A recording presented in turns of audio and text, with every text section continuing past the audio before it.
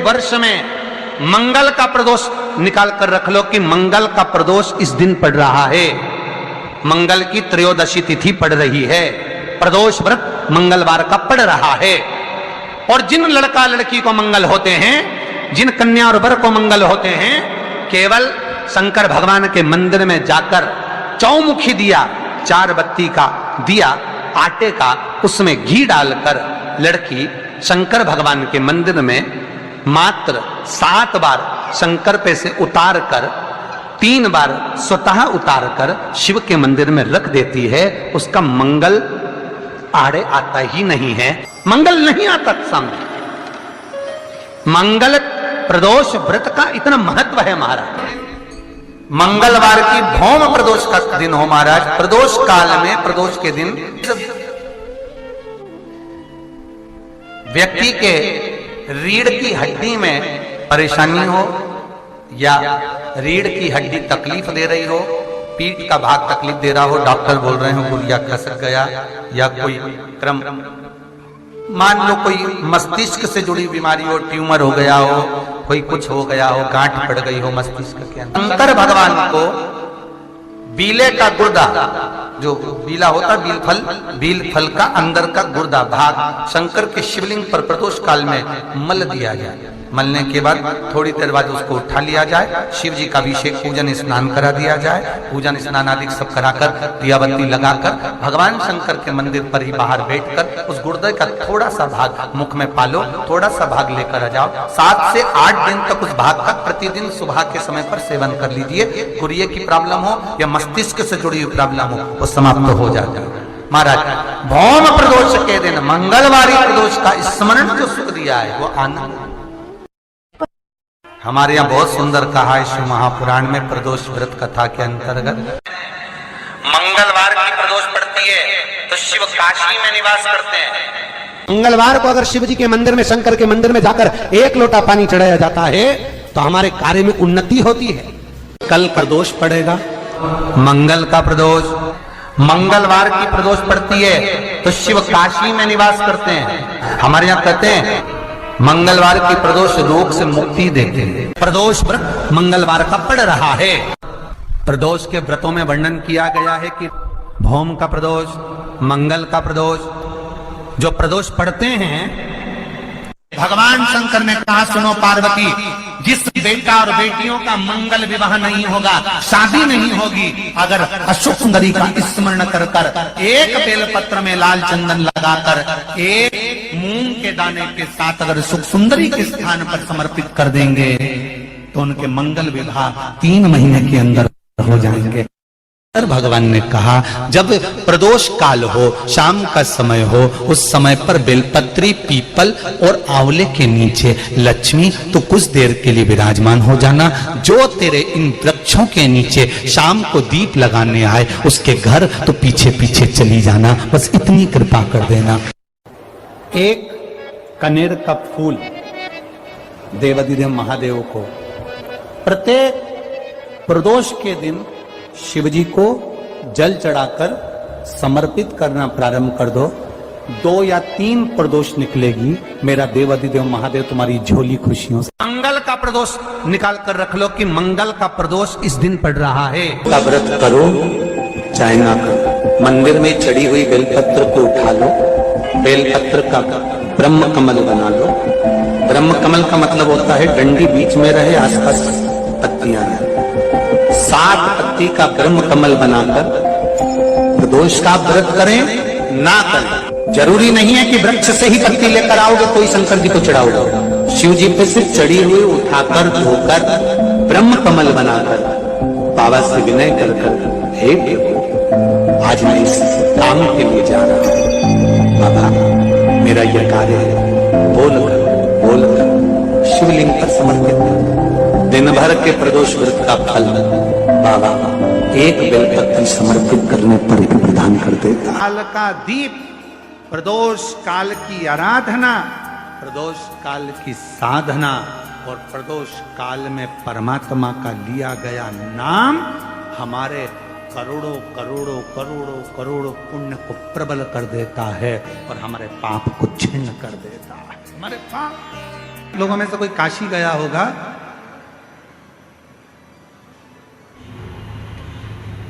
तो काशी में एक जगेश्वर महादेव है। जगेश्वर महादेव काशी में विराजमान है। कभी आप लोगों में से कोई गया होगा, स्मरण रखिए काशी अगर कोई। एक होता है शमी का पौधा, एक होता है मंदार का पौधा। मंदार जानते हो सब लोग? बोलो तो जम के। सफेद आंकड़ा भी उसको बोलते हैं, मंदार भी उसको बोलते हैं। मंदार का पौधा और एक होता है शमी का। कहते हैं जिस व्यक्ति की जिंदगी में केवल घाटा ही घाटा लिखा हो, दुख ही दुख लिखा हो और कई साल हो गए हों किराए के मकान में रहते हुए या तकलीफ को भोगते भोगते, परिवार में कहीं सुख है ही नहीं, दो पौधे को याद रखना। और दोनों पौधे की कथा हमने पूर्व में सुना चुके हैं, मंदार और शमी। दोनों की कथा सुनाइए कि ये मुनि थे, कौन से ऋषि के बेटे थे ये मंदार और शमी, किसके पुत्र थे, सब कथा सुने। आप यूट्यूब पर कथा पूरी मिल जाएगी, आप उसको सुनो। जिसकी जिंदगी में दुख ही दुख लिखा, कष्ट ही कष्ट लिखा, परेशानी ही परेशानी लिखी। तो मंदार और शमी ये दो पौधे ऐसे हैं जो जीवन में सुख प्रदान करते हैं। एक नियम बना लो, 12 महीने शिवरात्रि आती है, हर महीने शिवरात्रि पड़ती है, महीने में 2 बार प्रदोष पड़ती है। या तो प्रदोष का नियम बनाओ या शिवरात्रि का नियम बनाओ। एक काम करना चालू करो, थोड़ी सी मिट्टी शमी के पेड़ के नीचे की और थोड़ी सी मिट्टी मंदार के पौधे के नीचे की, दोनों को लाओ, अच्छा मिलाकर उसका एक शिवलिंग का निर्माण करो और उस शिवलिंग का पूजन प्रदोष काल में शाम के समय शिवलिंग के सामने 2 घी के दिए जलाकर, जैसी घर में पूजन करते हो वैसी की वैसी पूजन करो, आरती करो, थोड़ा सा भोग लगाकर निवेदन कर कर उस शिवलिंग का बाद में विसर्जन करो। 5 या 7 प्रदोष कर लो या 5 या 7 शिवरात्रि कर लो, आपको किसी के आगे हाथ नहीं फैलाना पड़ेगा। मेरा देव अधिदेव महादेव स्वयं भंडार भरना प्रारंभ कर देगा, स्वयं शिव भंडार भरेगा। मंदार और शमी के वृक्ष के नीचे का वो फल होता है जो सुख देगा, जो सुख देगा।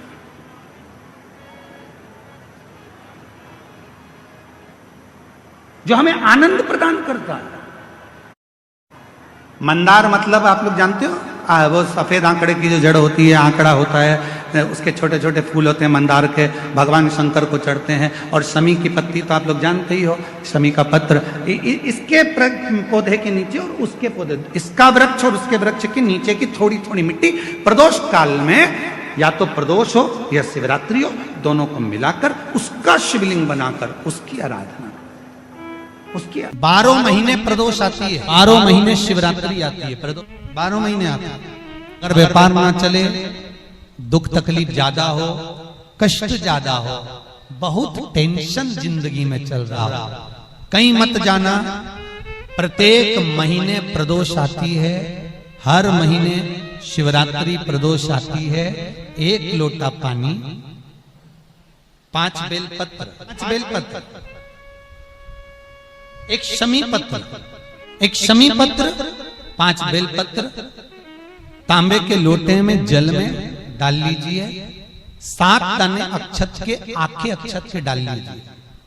और प्रदोष काल में, प्रदोष काल जो शाम का समय होता है, प्रदोष काल में भगवान शंकर के मंदिर जाकर पांव में चप्पल पहनकर ना जाइए, घर में घी का दिया लगाकर कलश लेकर शिव के मंदिर में चले जाइए। शिव मंदिर में दिया नहीं लगाना है आपको, केवल घर में दिया लगाकर जाना है। और शंकर जी के मंदिर में वो ऐसा कैसा ही पानी पूरा उंडेल कर डालकर शिवलिंग पर आ जाए, झोली पसार कर प्रणाम करिए। शंकर की देहली पर 2 मिनट बैठकर ओम नमः शिवाय का स्मरण कर। ओम नमः शिवाय भी आपको बोलना बताया था कि सौभाग्यवती नारी स्त्री नमः शिवाय ओम बोले और पुरुष ओम नमः शिवाय। स्कंद पुराण कहती है, शिव महापुराण कहती है, अगर आपने 2 या 3 या 4 प्रदोष ही कर लिए तो मेरा महंकाल बाबा आपकी जकर नहीं कर, बीच में नहीं छोड़ना बाबा। आप सबको मालूम है महीने में 2 प्रदोष आते हैं। कभी किसी से पूछो कि भगवान शंकर का यह अविरल त्योहार प्रदोष का व्रत क्यों आता है, क्यों भगवान शंकर की आराधना प्रदोष के दिन करी जाती है, क्यों कभी सोमवार होम प्रदोष आ जाती है, कभी गुरुवार का प्रदोष आ जाता है, कभी शुक्रवार का प्रदोष आ जाता है, कभी कोई प्रदोष आ जाता है। ये प्रदोष का व्रत क्यों आता है? उसका एक कारण है भगवान शंकर प्रदोष का व्रत धारण कर फिर अगला जो दिन होता है उस दिन मेरे शंकर भगवान अपने सारे गणों के साथ नंदी, भृंगी, श्रृंगी, नर, गंधर्व, अप्सरा, किन्नर, देवता, पशु, पक्षी जितने भी होते हैं मेरे शिव सबके साथ बैठकर अपना महाप्रसाद ग्रहण करते हैं।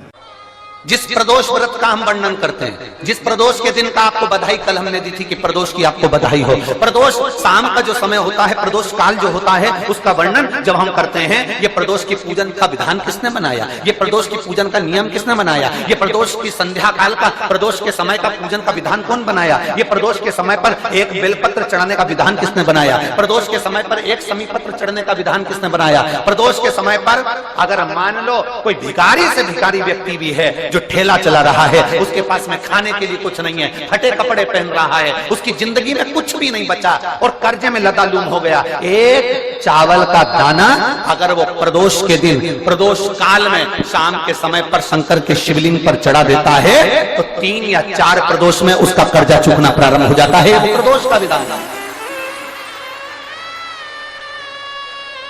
इतना ये प्रदोष का वर्णन करा किसने, इतना प्रदोष की महत्वता बताई किसने, कौन करे इतना वर्णन? अगर प्रदोष की महत्वता बताने वाला कोई है, इसीलिए मेरे शंकर भगवान माता सती को लेकर कुंभज ऋषि के यहाँ, अगस्त ऋषि के यहाँ कथा सुनने के लिए गए थे, क्योंकि उनके बराबर कोई शंकर के महत्व को बता नहीं सकता और प्रदोष के महत्व को नहीं बता सकता। सती मैया को प्रदोष का महत्व बताने के लिए शंकर सती जी को लेकर कुंभज बाबा के यहाँ गए थे, अगस्त ऋषि, कि प्रदोष के महत्व को तो जानो सती, तुम प्रदोष के महत्व को तो सती जानो, तुम प्रदोष के महत्व को तो सती पहचानो कि प्रदोष का महत्व क्या होता है। जब जिंदगी में थोड़ी सी भी तकलीफ हो, थोड़ा सा भी कष्ट हो, थोड़ी सी भी अगर दुख हो तो शिव जी को जल चढ़ाओ, बेलपत्र चढ़ाओ, और कोई मन में अगर दुख है तो नंदी के पास 2 क्षण बैठकर अपने मन की बात नंदी से जरूर कहो। क्यों? शंकर भगवान से सीधे आप अपने मन की बात नहीं कह सकते, तो नंदी के कान में जब आप कुछ कह देते हो तो नंदी के कान की बात भगवान शंकर के हृदय तक पहुंच जाती है और शिव जी उसको स्वीकार। एक बेलपत्र, एक शमीपत्र तुम्हारी उलझन को समाप्त कर दे। मेरी जीजियों, प्रदोष का इंतजार भी मत करा करो कि प्रदोष का दिन आएगा या प्रदोष का दिन आएगा तो हम गला पकड़ रहा है बाबा, प्रदोष का दिन आएगा तो हम भगवान शंकर को प्रदोष के समय में, शाम के समय पर हम बेलपत्र, शमीपत्र, चावल समर्पित करेंगे। आप तो प्रयास करा करो,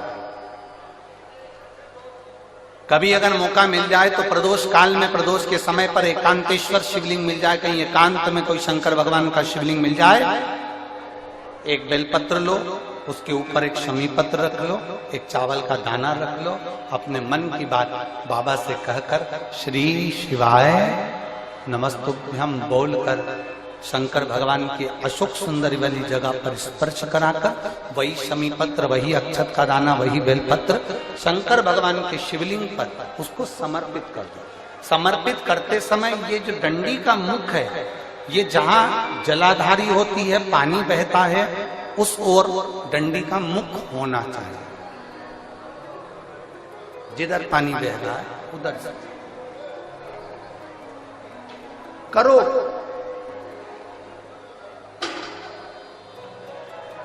प्रदोष काल में करी गई आराधना, प्रदोष काल में किया गया भजन, केवल प्रदोष के दिन ही नहीं, प्रदोष काल में कभी भी शंकर को याद करो। वैसे तो शंकर भगवान को याद करने के लिए कोई समय निश्चित नहीं किया गया कि इस समय शिव जी को याद करना।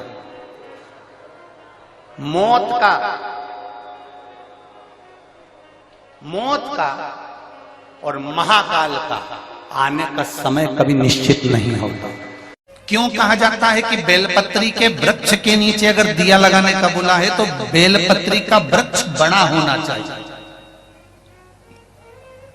छोटा सा बेलपत्री का वृक्ष और उसके नीचे तुम दिया लगा रहे हो तो उसकी छांव तुम्हारे ऊपर नहीं आएगी क्या? नहीं। तो बेलपत्री का वृक्ष बड़ा होना चाहिए, जिसके नीचे आप बैठ कर दिया लगाओ तो उसकी छत्र छाया रहना चाहिए। क्यों कहते हैं कि पंडाल में बैठकर जहां मौका मिल जाए, जहां जगह मिल जाए, पंडाल के भीतर बैठकर शिव महापुराण की कथा सुनना चाहिए। उसका कारण क्या है कि जो पंडाल बनता है वो शंकर भगवान की इस पोथी के ऊपर से चालू होता उससे जुड़ता 1 2 3 4 पीछे 5 साइड में 6 ऐसे बढ़ते जाए। जब एक दूसरे से जुड़ा होता है तो इसकी छत्र छाया अंत तक पड़ी रहती है, जहां तक आप बैठे। वो तो भीड़ बढ़ जाती है तो लोगों को, अब जैसे आज भी अपार भीड़ होने के कारण लोग भयंकर खड़े हुए हैं, उधर भी इधर भी और पीछे। पर फिर भी हम तो कहेंगे, अगर कहीं मौका मिले, आपको जगह मिल जाए तो बैठने का भी प्रयास करना। फ्रिज में जो सामान रखा जाता है, फल रखे जाते हैं तो वो सड़ते हैं। अरे बोलो जल्दी से, नहीं। फ्रिज में दूध रख दोगे तो फटेगा। अरे पीछे वाले भी बोलो रे, नहीं। फ्रिज में सब्जी रख दोगी वो सड़ेगी? नहीं। फ्रिज में अगर तुमने सामान रखा है तो वो खराब नहीं होता। उसी तरह कथा सुनने जाओ तो पंडाल के अंदर बैठो, क्योंकि ये वो फ्रिज है जिसमें एक बार कोई पहुंच जाता है तो संसार में सड़ता नहीं।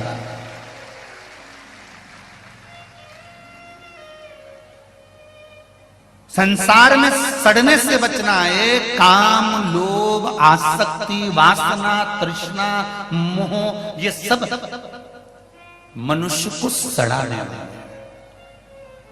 एक बेलपत्री का वृक्ष आप खड़े होना आपके घुटने तक होगा।